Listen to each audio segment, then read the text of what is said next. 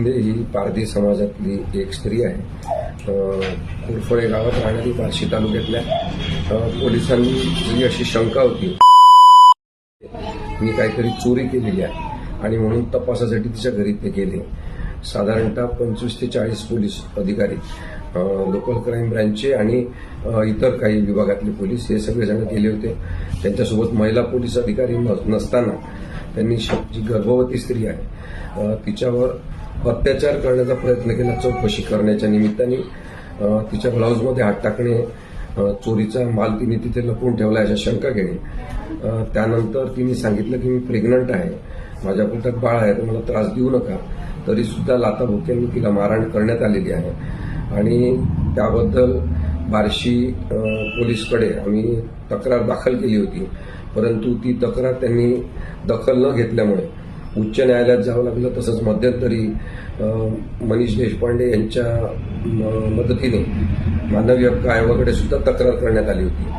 आता ॲडव्होकेट सुहास कांबळे आणि मी या केसमध्ये आणि त्यांच्या परिवाराला आम्ही मदत करतो आहे एवढ्यासाठी की पोलिसांनी पोलिसिंग करावं, पोलिसांनी न्यायाधीश बनण्याचा प्रयत्न करणं हे चांगलं नाही। त्यांच्या ट्रेनिंगचा आणि कामकाजा सुद्धा तो भाग नाही।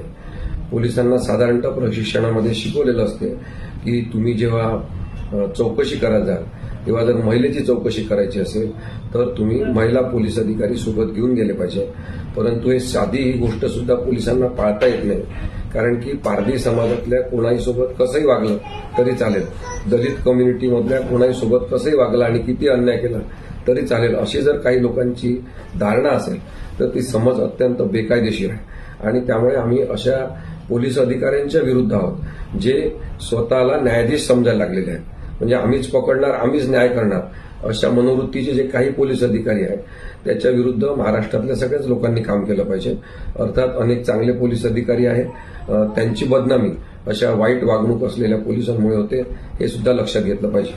त्यामुळे ज्या लोकांनी, ज्या पोलीस अधिकाऱ्यांनी बेकायदेशीर पद्धतीने मारहाण केली, राक्षसी स्वरूपाची वागणूक या गर्भवती असलेल्या भटक्या विमुक्त जातीच्या स्त्रीसोबत केली, त्या पोलीस अधिकाऱ्यांना मी सांगू इच्छितो की ज्यांनी ज्या बेकायदेशीर हात घातले असतील, तिची अमानुषता तिच्यासोबत केली असेल, त्या सगळ्या पोलीस अधिकाऱ्यांची नोकरी जाईल याची व्यवस्था करण्याचे कायदेशीर प्रयत्न आम्ही करणार आहोत। एक असं उदाहरण महाराष्ट्रात घडलं पाहिजे ज्याच्यामध्ये SC ST कम्युनिटीमधल्या लोकांवर अत्याचार करणाऱ्या पोलिसांना पोलीस विभागात जागाच नाही, असं जेव्हा एकदा प्रस्थापित होईल तेव्हा संपूर्ण पोलीस व्यवस्थापन चांगली वागणूक ठेवेल अशी आशा आहे।